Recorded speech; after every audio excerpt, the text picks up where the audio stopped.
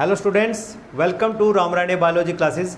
रामराणे biology classes में आपका स्वागत है। स्टूडेंट्स, आज मैं आपके लिए लेके आया हूँ लेक्चर डबल सर्कुलेशन के ऊपर, जो कि 10th क्लास का टॉपिक है from the chapter life processes, और उसमें हम ट्रांसपोर्टेशन हमने शुरू किया हुआ है, जिससे ये टॉपिक बिलोंग करता है। लेकिन ये जो टॉपिक है double circulation, it also belongs to +1 class, क्योंकि वहाँ पर भी हमारे पास एक चैप्टर है body fluids and their circulation. तो वहाँ पर भी हम इसको टॉपिक को वहाँ पर पढ़ सकते हैं, उससे हम इसको रिलेट करके देख सकते हैं। तो चलिए शुरू करते हैं डबल सर्कुलेशन। देखिए, जब भी डबल सर्कुलेशन की बात आती है, first of all we have to define it कि डबल सर्कुलेशन का मतलब क्या हुआ। कि जैसे कि आप डायग्राम में देख पा रहे हैं कि हार्ट का स्ट्रक्चर है, ठीक है ना, 4 चैम्बर हमारे पास है। तो हम यहाँ पर ये देखते हैं कि जो ब्लड है वो हार्ट में ट्वाइस जाता है। आप देख रहे हैं कि एक बार डिफरेंट बॉडी पार्ट से राइट साइड में आता है, फिर ये लंग्स में जाता है, लंग्स में जाने के बाद दोबारा फिर हार्ट में आता है, और हार्ट में जाने के बाद फिर दोबारा बाहर जा रहा है। इसका मतलब क्या हुआ कि when the blood enter the heart twice, कि जब ट्वाइस जाता है कि in one circulation deoxygenated blood goes into the heart and in the second circulation oxygenated blood goes into the heart. तो इसको हम क्या कहते हैं, this is called double circulation. तो आप देख लीजिए definition, passage of blood twice through the heart, कि हार्ट में 2 बार ब्लड जाता है, once on the right side and then on the left side, in order to complete 1 cycle. तो जब ब्लड हार्ट में से गुजरता है, एक बार राइट साइड में, एक बार लेफ्ट साइड में, तो वहाँ पर 1 साइकिल कंप्लीट हो जाती है, which is equal to 1 heart beat, जो 1 हार्ट बीट के बराबर होती है। Now double circulation has 2 component, one is pulmonary circulation and second is systemic circulation. तो जैसे कि डायग्राम से हम पहले देखेंगे कि जो पल्मोनरी सर्कुलेशन है उसको पहले देखते हैं कि blood from heart to lungs तक जाता है। देखिए बच्चों कि हो क्या रहा है यहाँ पे कि डिफरेंट बॉडी पार्ट जब रेस्पायर कर लेते हैं, तो यहाँ से जो डीऑक्सीडेटेड ब्लड है it goes through the vena cava, कि वेना कावा उसको कलेक्ट कर लेती है डिफरेंट बॉडी पार्ट से, और कलेक्ट करके कहाँ पे पोर कर देती है, राइट ओरिकल में उसको ले आती है। इसको बोलते हैं राइट ओरिकल, और राइट ओरिकल से ये ब्लड जाता है राइट वेंट्रिकल में, राइट वेंट्रिकल से फिर थ्रू पल्मोनरी ट्रंक, इसको पल्मोनरी ट्रंक बोलते हैं। यहाँ पर 2 होती हैं, मीन्स एक राइट पल्मोनरी आर्टरी और एक लेफ्ट पल्मोनरी आर्टरी के थ्रू यहाँ पर ब्लड चला जाएगा लंग्स में। तो इसका मतलब हमने एक ही दिखाई हुई है, तो इसको बोलेंगे पल्मोनरी ट्रंक, हम इसको बोल देते हैं। पल्मोनरी ट्रंक का मतलब होगा कि इसकी 2 होंगी, एक लेफ्ट होगी और एक राइट होगी, means pulmonary right pulmonary artery and left pulmonary artery, जो ब्लड को लेके जाएंगी लंग्स में। तो ये जो हम ब्लू कलर का देख रहे हैं, it is you can say deoxygenated blood which is collected from the different body parts and pour into the right auricle, from right auricle to right ventricle and from right ventricle to the lungs, कि ये अब lungs की capillaries में blood आ चुका है। तो आप देख लीजिए, deoxygenated blood from the body goes into the right auricle to right ventricle, okay, and pulmonary arch में चला जाएगा, मीन्स ये पल्मोनरी आर्क, इसको हम कह सकते हैं पल्मोनरी ट्रंक कह सकते हैं, by the 2 pulmonary artery and lungs here oxygenate it, means, और यहाँ पर लंग्स क्या काम करते हैं, उसको ऑक्सीजनेट करते हैं। तो इसका मतलब बच्चों हमने पल्मोनरी आर्टरी यहाँ पर लिखा हुआ है, तो पल्मोनरी आर्टरी 2 हुई हमारे पास, एक राइट पल्मोनरी आर्टरी होगी और एक लेफ्ट पल्मोनरी आर्टरी होगी,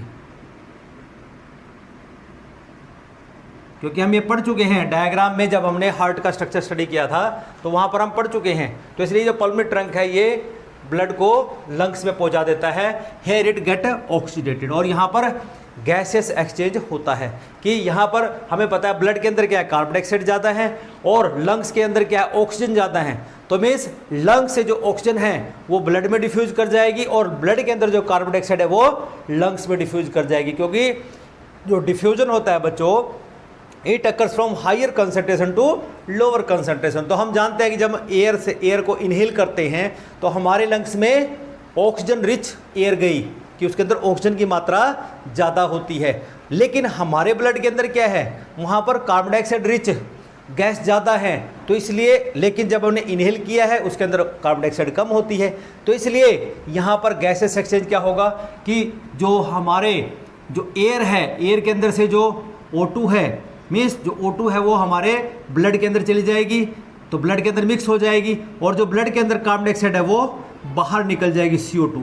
तो इसको बोलते हैं gases exchange will occur share. Means जो O2 है लंग से वो ब्लड में चली जाएगी, और ब्लड से जो कार्बन डाइऑक्साइड है बाहर निकल जाएगी। नाउ अब ये ब्लड बन जाएगा क्या, ऑक्सीजनेटेड। क्या बन गया ब्लड, ऑक्सीजनेटेड ब्लड ये यहाँ पर बन जाता है। Okay, further this oxygenated blood will carry through the pulmonary vein from the lungs to the left auricle. तो लेफ्ट ऑरिकल में अब ये ब्लड कैरी होता है थ्रू पल्मोनरी वेन। और बच्चों याद रखना, जब वेन की बात कर रहा हो तो वेन को हम ये कह देते हैं कि डीऑक्सीजनेटेड ब्लड कैरी करता है, इसलिए वो आपको सिखाया जाता है बार बार कि एक्सेप्ट पल्मोनरी वेन, बाकी जितने भी वेन्स हैं वो डीऑक्सीजनेटेड ब्लड ही कैरी करेंगी, लेकिन जो पल्मोनरी वेन है it carries oxygenated blood from lungs to left auricle. चलिए देखिए, अब इसको बोलते हैं हम oxygenated blood from comes back to the left auricle of the heart through the 4 pulmonary veins, 2 from each lung. इसका मतलब क्या हुआ कि बच्चों यहाँ पर जो लेफ्ट ऑरिकल है यहाँ पर 4 पल्मोनरी वेन्स प्रेजेंट होगी, जो कि क्योंकि हमारे पास 2 लंग्स होते हैं, एक राइट लंग होता है एक लेफ्ट लंग होता है, तो 2 पल्मोनरी वेन हमारे राइट लंग से आती हैं, 2 पल्मोनरी वेन हमारे लेफ्ट लंग से आती हैं, जो ब्लड को यहाँ पर हमारे लेफ्ट ऑरिकल में डाल देती है। तो इसका मतलब बच्चों जो डीऑक्सीजनेटेड ब्लड हुआ वो यहाँ से चला जाएगा हमारी लेफ्ट ऑरिकल में, और लेफ्ट ऑरिकल से फिर चला जाएगा लेफ्ट वेंट्रिकल में, लेफ्ट वेंट्रिकल से फिर ये चला जाएगा एरोटा में, और एरोटा क्या कर देगा, डिफरेंट बॉडी पार्ट्स को ये डिस्ट्रीब्यूट कर देगा। तो इस के आगे जो सर्कुलेशन कहलाएगा उसको हम बोलेंगे सिस्टेमिक सर्कुलेशन। सिस्टेमिक का मतलब circulation of the blood from heart to different parts of the body except lungs. अब लंग्स में नहीं जाएगा, मीन्स जब सिस्टेमिक सर्कुलेशन की बात हो रही है, सिस्टेमिक सर्कुलेशन का मतलब क्या हुआ कि अब जो ब्लड है वो डिफरेंट बॉडी पार्ट्स को भेज दिया जाता है, उसको हम सिस्टेमिक सर्कुलेशन कहते हैं। तो इस सर्कुलेशन में होगा क्या, oxygenated blood from left auricle to left ventricle to aorta, aorta to different body parts including the walls of the heart. Means जो एक अलग से सप्लाई होती है यहाँ पे जिसको हम बोलते हैं कोरोनरी सिस्टम होता है, तो अलग से जो वॉल्स होंगी वॉल्स को भी ब्लड सप्लाई होता है, क्योंकि बच्चों जो हमारे हार्ट की वॉल्स होती है वहाँ के जो मसल्स होती हैं उनको कंटिन्यूस सप्लाई ऑफ ऑक्सीजन रहती है, इसलिए वहाँ पर अलग से कोरोनरी सिस्टम दिया हुआ, अलग से एक ब्लड सप्लाई वहाँ पर दी गई है कि ताकि वहाँ पर ऑक्सीजन की कमी कभी ना हो, because these muscles work throughout the life tiredlessly, वो कंटिन्यूस, क्योंकि हमारा हार्ट दिन रात 24 घंटे काम कर रहा है, ठीक है ना, इसको कभी थकावट नहीं होती, तो इसलिए इसको ऑक्सीजन की सप्लाई भी कंटिन्यूस चाहिए। तो भगवान ने यहाँ पर क्या किया, कोरोनरी आर्टरी सिस्टम अलग से दे दिया ताकि ब्लड सप्लाई अलग से कंटिन्यूस वहाँ पर रहे।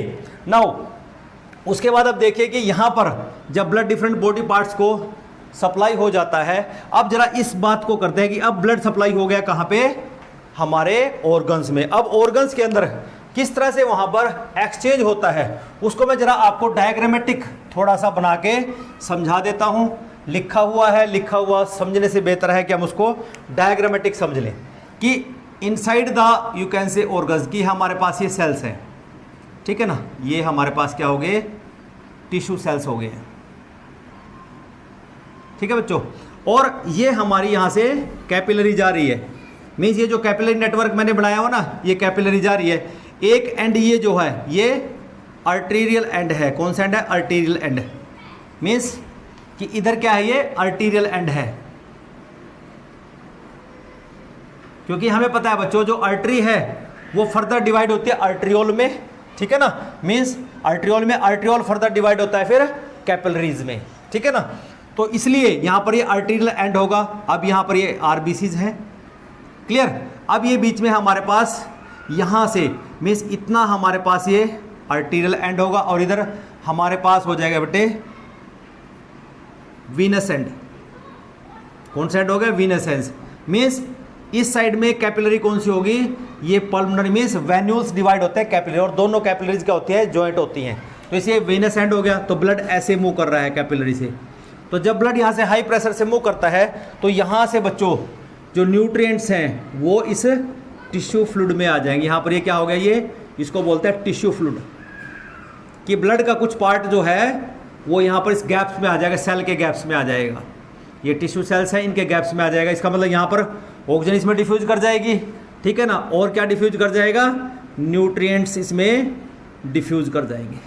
क्लियर। अब क्या हुआ कि ऑक्सीजन सेल्स को मिल जाएगी, न्यूट्रिएंट सेल को मिल जाएंगे। ओके, अब ये जो टिश्यू फ्लूइड है ये कहाँ से आया है, ये ब्लड से आया है, तो ये दोबारा ब्लड में भी जाना चाहिए। इसका मतलब क्या हुआ कि बच्चों अलग से एक लिम्फेटिक सिस्टम बना होता है हमारी बॉडी के अंदर। क्या बना होता है, लिम्फेटिक सिस्टम। ये हमारे पास क्या है, इनको बोलते हैं लिम्फ वेसल। क्या बोल देंगे, लिम्फ वेसल। ये लिम्फ वेसल क्या करेंगी, ये जो टिश्यू फ्लूइड है इस टिश्यू फ्लूइड को ये कलेक्ट कर लेंगे। मीन्स ये जो लिम्फ वेसल है, lymph vessel collects the tissue fluid, और ये वेन में इसको पोर कर देते हैं और ये दोबारा किस में चला जाएगा, ब्लड में मिक्स हो जाएगा। लेकिन साथ के साथ क्या हो रहा है कि ये ब्लड के अंदर क्या होगा कि अब यहाँ पर रेस्पिरेशन हो गया है तो यहाँ पर जो टॉक्सिक सब्सटेंस हैं वो इसके अंदर मिक्स हो जाएंगे, ब्लड के अंदर। मीन्स CO2 ब्लड के अंदर आ जाएगी, और जो यहाँ पर टॉक्सिक सब्सटेंस होंगे या टॉक्सिक वेस्ट होंगे, टॉक्सिक सब्सटेंस जो होंगे टिश्यू फ्लूइड में, वो भी ब्लड के अंदर आ जाएंगे। तो इस तरह से मीन्स कि जो टिश्यूज़ के अंदर है यहाँ पर जो एक्सचेंज हो रही है in between capillaries and the tissue, तो उसकी जो गैसेस है, जो एक्सचेंज है यहाँ पे एक्चुअल में इस तरह से होती है। तो देख लीजिए जो systemic circulation inside the organs, blood loses oxygen and nutrients. तभी आप देख रहे हो कि ब्लड है, ब्लड ने क्या ऑक्सीजन और न्यूट्रिएंट्स यहाँ पर लूज कर दिए हैं इनटू द टिश्यू फ्लूइड, जो सराउंड करते हैं किसको, हमारे टिश्यू सेल्स को। उसके बाद देख लिए it picks up the CO2 and the waste product, जो नाइट्रोजनस वेस्ट है, मीन्स टॉक्सिक सब्सटेंस या नाइट्रोजन वेस्ट को ले लेंगे और कार्बन डाइऑक्साइड यहाँ पर अपलोड हो जाती है। नाउ दिस डीऑक्सीनेटेड ब्लड, अब दोबारा से क्या हो गया ब्लड, ये डीऑक्सीनेटेड ब्लड बन गया ब्लड, डीऑक्सीजनेटेड बन जाएगा ब्लड यहाँ पे। अब ये जो डीऑक्सीनेटेड ब्लड है again drained by the veins. अब वेन्स इसको क्या करेंगे, दोबारा से ले लेंगे। मीन्स ये होगी हमारे पास जो वेना कावा है, इसको दोबारा से अपने अंदर ले लेगी और लेने के बाद sent to the right auricle of the heart, और दोबारा से जो ब्लड है वो राइट ओरिकल में आ जाता है। तो इस तरह से बच्चों क्या हुआ कि हमारे पास एक कार्डियक साइकिल कंप्लीट हो गई, और you can say one heart beat complete हो गया कि एक पूरा चक्कर ब्लड ने पूरी बॉडी में लगा लिया है। So this is about the double circulation. तो अब चलिए बात करते हैं importance of the double circulation की, इसकी इंपॉर्टेंस क्या है। नेक्स्ट देखिए बच्चों हमारे पास इंपॉर्टेंस ऑफ डबल सर्कुलेशन कि वाई इट इज़ इम्पोर्टेंट।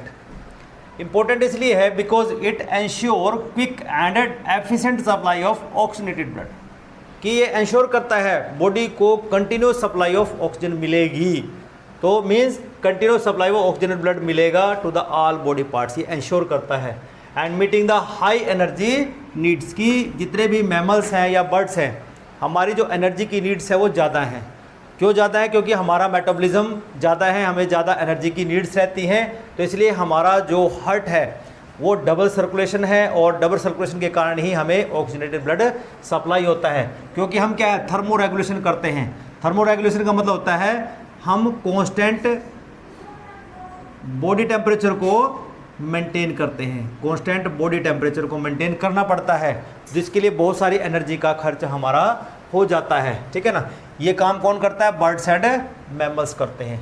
लेकिन आगे देखिए, it supplies the whole blood directly to the lungs for quick oxygenation. और दूसरा काम आप देख रहे हैं कि यहाँ से डीऑक्सीनेटेड ब्लड जो है डायरेक्टली लंग्स को सप्लाई हो गया, जिसको हम शॉर्ट सर्कुलेशन भी कह सकते हैं, क्योंकि शॉर्ट डिस्टेंस है इसलिए शॉर्ट सर्कुलेशन भी, जिसको हम पल्मोनरी सर्कुलेशन के नाम से यहाँ पर जानते हैं।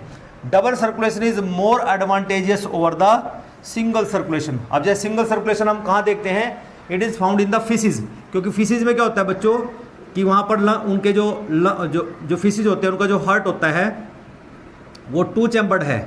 कितने चैम्बर्ड है, 2 चैम्बर्ड हार्ट है। और 2 चैम्बर्ड हार्ट जो होगा ब्लड डायरेक्टली सप्लाई किसको करता है, गिल्स को करता है। ठीक है ना, और गिल्स क्या करते हैं यहाँ पर गैसेस एक्सचेंज करेंगे कि वो ऑक्सीजन को CO2 को बाहर डाल देंगे वाटर के अंदर, ठीक है ना, और वाटर से डिजोल्व जो ऑक्सीजन होगी वो गिल्स के थ्रू किस में आ जाएगी, वो ब्लड में चली जाएगी, ठीक है ना, और ब्लड डायरेक्टली सप्लाई हो जाएगा डिफरेंट बॉडी पार्ट्स को। अब ब्लड किस में चलाएगा, डिफरेंट बॉडी पार्ट्स को चला गया, और डिफरेंट बॉडी पार्ट्स से अब ब्लड कहाँ चला जाएगा, हार्ट में चला जाएगा। तो बच्चों आप याद देखिए कि जो डीऑक्सीजनेटेड ब्लड है, डीऑक्सीजनेटेड जो ब्लड है, it enters the two chambered heart, means जो साइनस विनोसस है उसने ब्लड को लिया और फिर पंप कर दिया किसको, गिल्स को कर दिया। अब गिल्स क्या काम करते हैं, ये फिसिस के केस में है, फिसिस में क्या होता है, इसलिए ये सिंगल सर्कुलेशन होता है कि ब्लड एक बार गया और एक बार ही बाहर गया। तो इसका मतलब क्या होगा कि गिल्स को डायरेक्टली डीऑक्सीजनेटेड ब्लड जा रहा है और डीऑक्सीजनेटेड ब्लड फिर ऑक्सीजनेट होकर डायरेक्ट बॉडी पार्ट्स को जा रहा है और डायरेक्ट बॉडी पार्ट से जो डीऑक्सीजनेटेड ब्लड हुआ वो फिर हार्ट में आ रहा है। तो इस तरह से ये एक सिंगल सर्कुलेशन है। तो इस केस में क्या हुआ बच्चों कि हमें ये पता है कि ये जो ऑर्गेनिज्म हैं इनकी जो एनर्जी नीड्स है वो ज़्यादा नहीं है, इसलिए इनको हम कोल्ड ब्लडेड एनिमल कहते हैं। बिकॉज जो फिशेज होती हैं ये अपने बॉडी टेम्परेचर को मेंटेन नहीं कर सकती। क्यों नहीं कर सकती, क्योंकि इनके अंदर सिंगल सर्कुलेशन है, क्योंकि इनको ऑक्सीजन की सप्लाई कंटिन्यूस नहीं हो सकती, रिच अमाउंट में ऑक्सीजनेटेड ब्लड सप्लाई नहीं हो सकता, दैट्स वाई। और दूसरा हम ये भी कह सकते हैं कि जो फिशेज हैं उनको डिजोल्व ऑक्सीजन जो वाटर के अंदर डिजोल्व है उसके ऊपर डिपेंडेंट रहना पड़ता है, which is very less in the water. तो दैट्स वाई इनकी जो बॉडी की जो नीड्स हैं, इनकी जो एक्टिविटीज़ है वो बहुत कम है, इसलिए ये अपने बॉडी टेम्परेचर को मेंटेन नहीं कर सकते, इसलिए कोल्ड ब्लडेड एनिमल्स में आते हैं। उसके बाद देखिए the types of the bloods, जैसे oxygenated and deoxygenated blood forcefully through the body. Now next, in amphibians and reptiles, कि एम्फीबियंस और रेप्टाइल्स में 3 चैम्बर्ड हार्ट मिलता है। कितने चैम्बर्ड है, 3 चैम्बर्ड हार्ट है। मीन्स कि 2 ओरिकल होंगे, 1 वेंट्रिकल होगा, कि ब्लड तो ऑक्सीजनेट हो जाएगा लेकिन वो ब्लड दोबारा से ऑक्सीजनेटेड ब्लड में जाके फिर मिक्स हो जाएगा। Means oxygenated and deoxygenated blood get mixed in the single ventricle. तो दैट्स वाई जो ब्लड सप्लाई होगा वो दोनों मिक्स सप्लाई होंगे to the different body parts, इसलिए ये अपनी एनर्जी नीड्स को प्रॉपर पूरा नहीं कर सकते, बॉडी टेम्परेचर को मेंटेन नहीं कर सकते, ना ही एम्फीबियंस ना ही रेप्टाइल। लेकिन रेप्टाइल्स में एक एक्सेप्शन है बच्चों, यहाँ पर एक्सेप्शन कौन है यहाँ पे, क्रोकोडाइल। क्रोकोडाइल एक ऐसा डेंजरस ऑर्गेनिज्म है जिसके अंदर 4 चैम्बर्ड मीन्स डबल सर्कुलेशन मिलता है, इसलिए हम देखते हैं कि इसकी जो एनर्जी नीड्स हैं, इसकी जो मेटाबॉलिज्म है सबसे ज़्यादा बड़ा डेंजरस है, कितना भी एनर्जी ये जनरेट कर सकता है। It is due to the double circulation only, कि जो एनर्जी नीड्स हैं हमारी वो डबल सर्कुलेशन ही पूरा कर सकती हैं, जितना मर्जी हम वहाँ से एनर्जी को जनरेट कर सकते हैं जैसा क्रोकोडाइल कर पाता। लेकिन अदर जो एम्फीबियंस हैं या जो रेप्टाइल्स हैं, जैसे एम्फीबियंस में फ्रॉग्स आ जाते हैं, रेप्टाइल्स में स्नेक्स आ जाते हैं और अदर एनिमल्स हैं वो आ जाते हैं, तो इसका मतलब इनके अंदर अब जो सर्कुलेशन होगा वो इनकम्प्लीट सर्कुलेशन होगा। मीन्स हम ऐसा कह सकते हैं कि जो एम्फीबियंस है या रेप्टाइल्स है इनके अंदर इनकम्प्लीट डबल सर्कुलेशन है। कैसा है, इनकम्प्लीट डबल सर्कुलेशन। और जो कंप्लीट डबल सर्कुलेशन है it is found in the birds and the mammals. So बच्चों this is about the double circulation and its importance in the human beings. तो आज का लेक्चर बच्चों अगर आपको अच्छा लगा हो तो मेरे चैनल को सब्सक्राइब करें, लाइक करें और इस वैल्यूएबल इन्फॉर्मेशन को दूसरे बच्चों के साथ, दूसरे स्टूडेंट्स के साथ भी शेयर करें ताकि ये इन्फॉर्मेशन दूसरों तक भी पहुंच सके। तो अगले लेक्चर के लिए इंतजार कीजिए। Till then have a nice day, thank you.